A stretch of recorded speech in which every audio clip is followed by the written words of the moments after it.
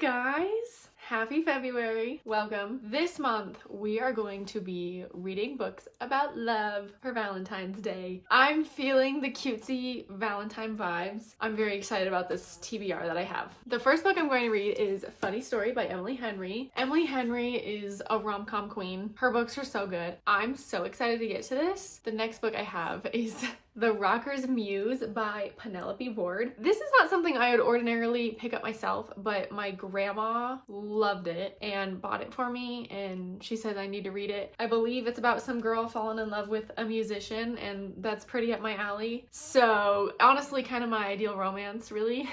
So we're gonna read this. We'll tell my grandma what I think about it. I also want to get to One for My Enemy by Olivia Blake. This is a Romeo and Juliet retelling, except it takes place in New York and each family is Russian. It kind of reminds me a little bit of These Violent Delights. There's like a lot of similarities, but also look, I got so distracted coloring. So I'm really excited for this book. And then lastly, I told myself I would read one Titanic book every month this year. And so this month we have Titanic Love Stories by Jill Paul. There was 13 couples honeymooning on Titanic. This is about each one of those couples. So I'm very excited about my February stack here. Let's go read. Let's go cozy up with the cute little Valentine's blankets and read.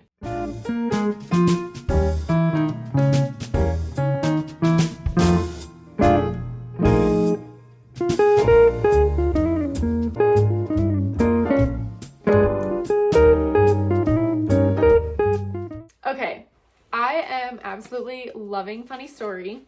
I am 85 pages so far into Funny Story and I love it already, and I cannot believe, what is it about Emily Henry that makes rom-coms so good? I don't know. We're gonna, maybe I'll have a better answer for you, but I'm loving this. And I love Miles. I'm loving Miles. I think Emily Henry's a stoner. I love Miles. What can I say? This is a good book. I'm having a good time. I'm gonna keep reading.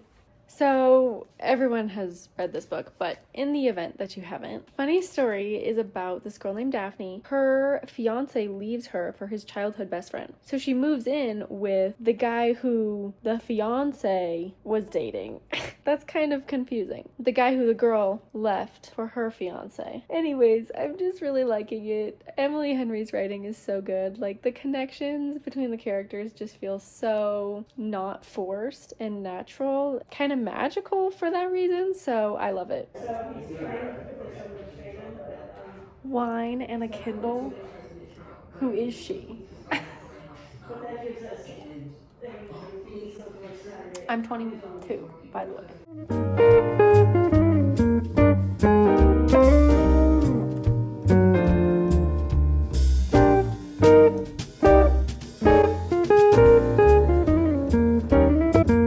Guys, I just got to the part where they go to the senior prom together, and I worked a senior prom when I was in high school for like community service hours. It was so darling cute, and so like this book is so cute.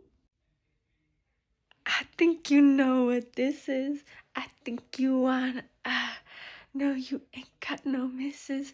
Oh, but you got a sports car. That's what's happening right now.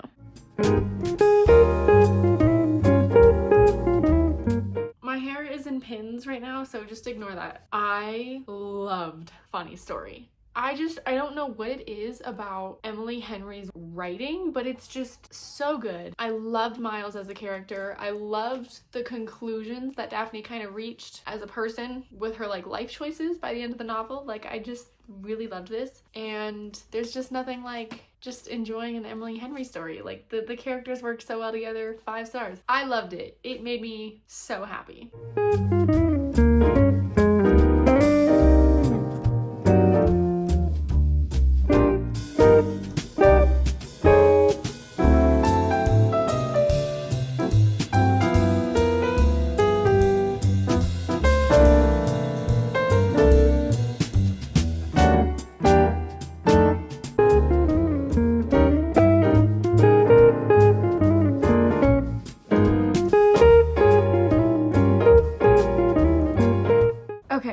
This book has so much layers to it, and I knew it was going to be good, but I didn't know that it was gonna be like this. It's so good. It's blowing my socks off. And also, isn't it so funny how when you're reading something like a Romeo and Juliet retelling and you know what's coming? And I think I'm going to be so shattered crying at the end of this, which I haven't had a book that has made me do that in a while, so this should be fun.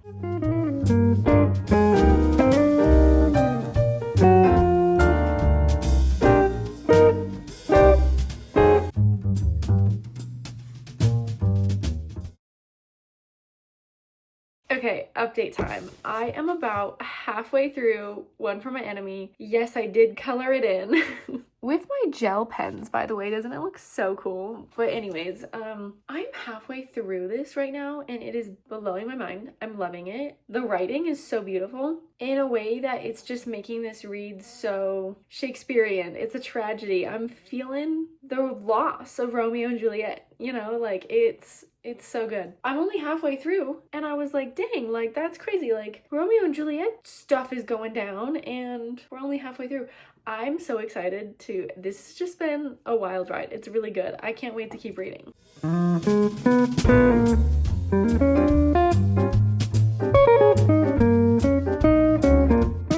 It is Super Bowl Sunday. I have 80-ish pages left of One for My Enemy, so let's finish this thing.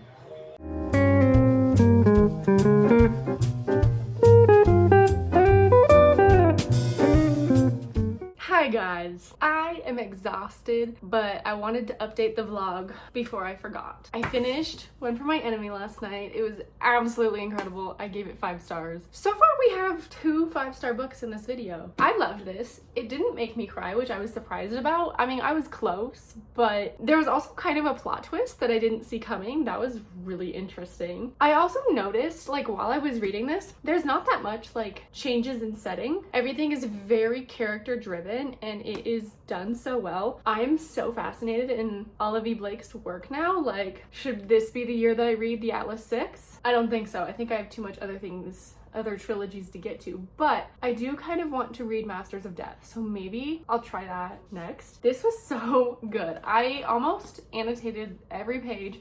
I was constantly underlining things. This was so good. I mean, like, seriously, I'm so speechless. It might be my new favorite Romeo and Juliet retelling. Here's the thing, These Violent Delights by Chloe Gong is very similar, but I think I like this one better. It was so good. It was so good. Cherry on top. So now I just don't know if I'm gonna start The Rocker's Muse or Titanic Love Stories. I don't know. I'll keep you updated though.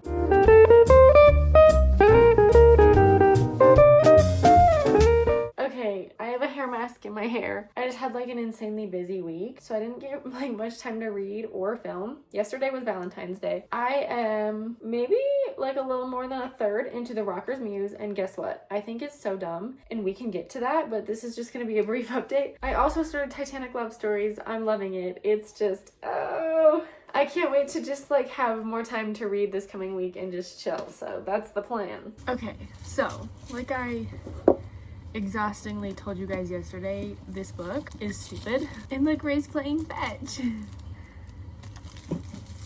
So my bone to pick with this book starts when in the first chapter she meets this guy in the bathroom and like it's like awkward. She goes into the men's restroom. Like, that is not meet cutie. There is no chemistry between the characters and I just really don't like that.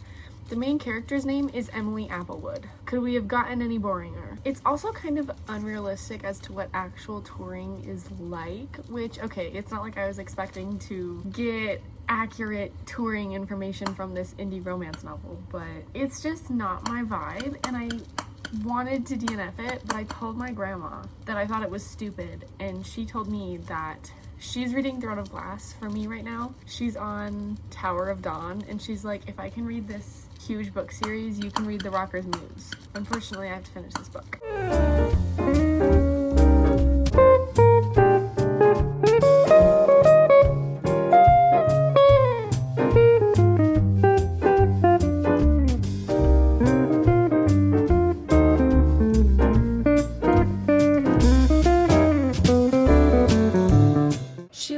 randomly start trauma dumping on him all the time, just randomly, and I can't with it. Like, it's irritating, and I'm like, yes, the right person does care and should care about your traumatic past, but like, no one cares. Stop randomly being like, oh my god.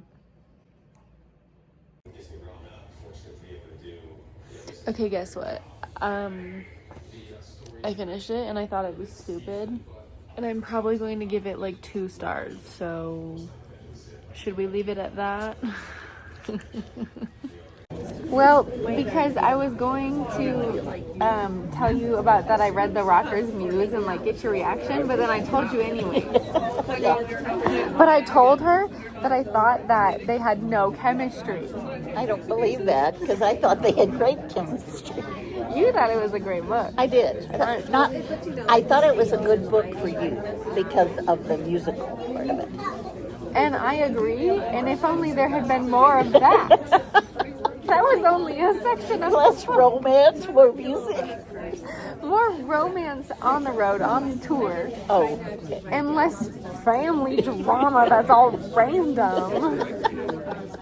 I am flying through Titanic love stories. This is so good, and I knew I was gonna love it because duh, Titanic, but it's also so emotional because I really don't find myself seeking out survivor testimonies, and this is like very different than the normal Titanic stuff I read, so it's very in touch with the tragedy and it humanizes it. Makes you sad because these people were just young and in love.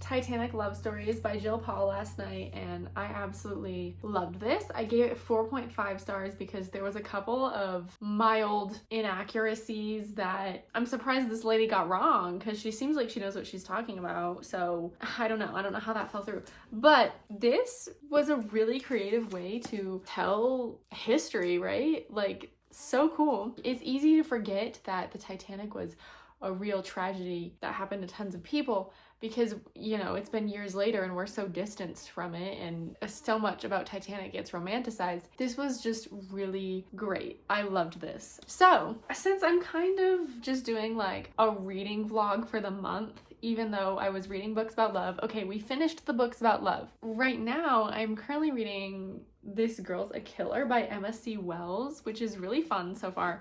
And look how cute. I have the little knife bookmark from Barnes & Noble. So cute. And I'm really enjoying this. She's like a serial killer. She's like killing dudes that are like rapists and child molesters and, you know, like things like that. And so she's a serial killer. I think it's good so far. I have also started Bright Young Woman by Jessica Knoll. I don't know if I'm gonna finish this in February, but I have been listening to it like on and off, so it's really good. This is a fictional story kind of trying to get you to pay attention to Ted Bundy's victims, and it takes Ted Bundy kind of out of the crime. This book doesn't mention his name once, and there was a judge, I think, who had called Ted Bundy a bright young man.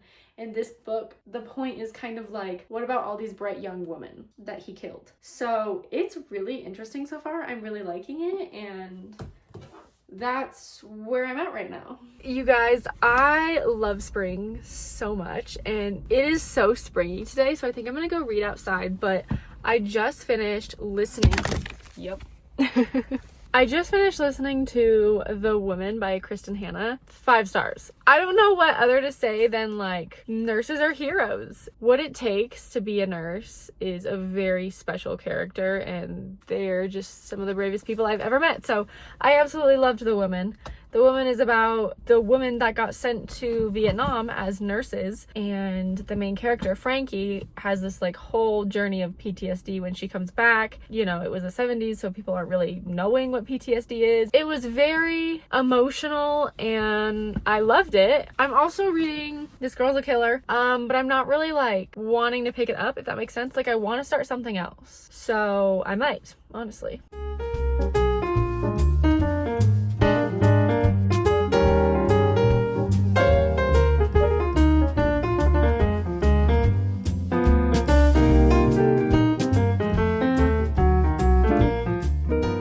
Okay, guess what? I went to Barnes & Noble. I went and studied, so it's okay, but I did buy some new books.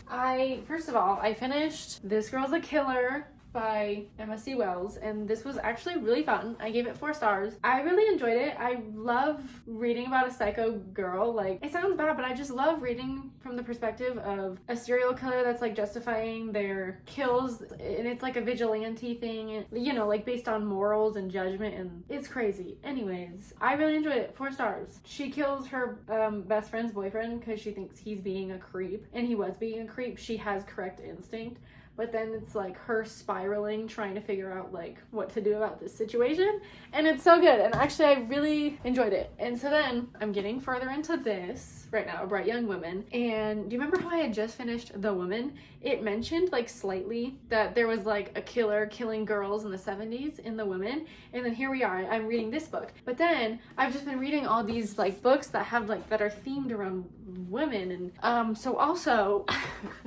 I went to Barnes & Noble today and I picked up A Tempest of Tea because it came out in paperback. I've been waiting for this book since it came out. I hate hardbacks, and sometimes I'm like, I'm not doing it. And look at this one, has pretty sprayed edges. I'm so excited to read this. This is about a heist. I think I'm gonna start this. I think I'm gonna get cozy and start this book. So that's the sitch. Ooh. Okay, I'm getting ready to go out with my friends. That's why my hair is all done up, but I've been listening to Bright Young Woman as I was like getting ready, and I just finished it, and I'm really enjoyed this. Like, I can tell this is gonna be something that I think about, because this book does justice and makes a really important comment on the fact that Ted Bundy's crimes, for years and years and years, everyone remembered him and remembered what he did, and the people that should be remembered were his victims. He was called charismatic and brilliant, and this book is like, no, the women that he killed were charismatic and brilliant. He does not deserve that credit. And so I really enjoyed this. I loved what it had to say. I gave it 4 stars. It wasn't quite 5 stars because, like, you know, like, it's not unputdownable. It's, you know, you can put it down, but